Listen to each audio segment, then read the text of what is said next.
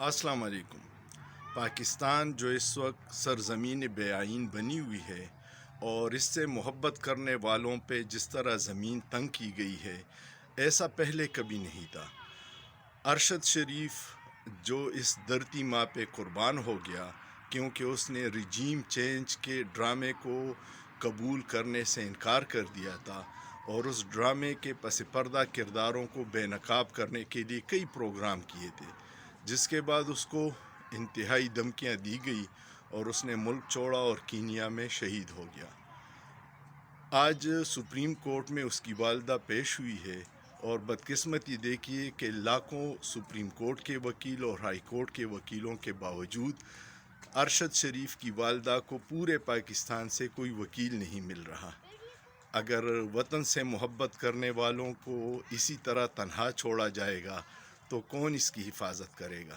ارشد شریف کی والدہ نے یہ کیا تھا کہ سپریم کورٹ کے سوموٹو ایکشن لینے کے بعد اس نے کچھ چہروں کی نشاندہی کی تھی جو مبینہ طور پر ارشد شریف کے قتل میں ملوث ہو سکتے ہیں، اور اس سے ایک دھماکہ ہوا تھا۔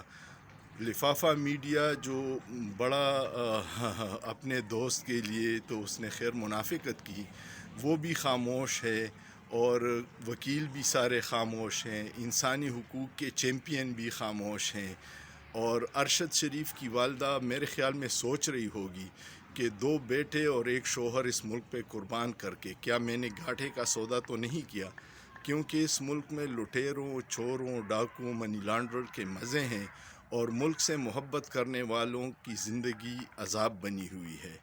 ارشد شریف جو ایک بہادر ماں کا بہادر بیٹا تھا، اس کی والدہ نے اس مٹی پہ اپنے 2 بیٹے اور شوہر کو قربان کیا ہے۔ ایسے ہی گمنام لوگوں کی وجہ سے یہ دھرتی ابھی تک قائم ہے، ورنہ جو گدھ اس پہ لگے ہوئے ہیں اور دونوں ہاتھوں سے نوچ رہے ہیں، اس میں تو اس کا بچنا بڑا مشکل تھا۔ ارشد شریف ایک ایسا جوان جس نے لوگوں کو وفا کے راستے دکھا دیے ہیں کہ اکیلا ایک بندہ بھی کتنی بڑی تبدیلی لا سکتا ہے۔ آپ بھی کوشش کیجئے گا، اس کو اپنی دعاؤں میں یاد کیجئے گا، اور ارشد شریف کا مشن میں خطرات بہت ہیں، موت ہوگی، قید و بند کی صحبتیں ہوں گی، ناجائز پرچے ہوں گے اور بہت کچھ ہوگا، لیکن ارشد شریف تا قیامت زندہ رہے گا اور اس کو مارنے والے قاتل ہمیشہ گمنامی میں بے عزتی کی زندگی گزاریں گے۔ لیکن دکھ اس بات کا ہے کہ محبت جو لوگ دھرتی سے کرتے ہیں ان کا یہ انجام دیکھ کے اس پہ بہت افسوس ہو رہا ہے۔ پاکستان ہم سب کا ہے، اگر ہم ہی اس کو لوٹنے والوں سے بچانے کی کوشش نہیں کریں گے تو ایک دن آئے گا کہ کوئی نام لیوا نہیں رہے گا۔ مت کیجیے گا، ہم محبت کرتے ہیں، ہمیں اپنے ملک سے محبت کی اتنی بڑی سزا مت دیجیے گا۔ یہ ملک ہم سب کا ہے، ہم نے ہی اس کو آگے لے کے جانا ہے۔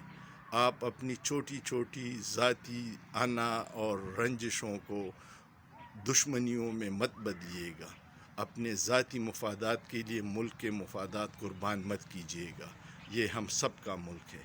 ارشد شریف کی والدہ کے ساتھ کھڑے ہونے کا وقت ہے، اور جو لوگ دوستی کا ناٹک کر رہے تھے وہ سارے اب چپ ہیں، صرف اکیلی ارشد شریف کی والدہ ہے اور سپریم کورٹ کی عدالت ہے، اور اللہ اس سب معاملے کو دیکھ رہا ہے۔ اللہ ہم سب کے حال پہ رحم کرے، آمین۔ سوچئے، سوچنا جرم نہیں ہے۔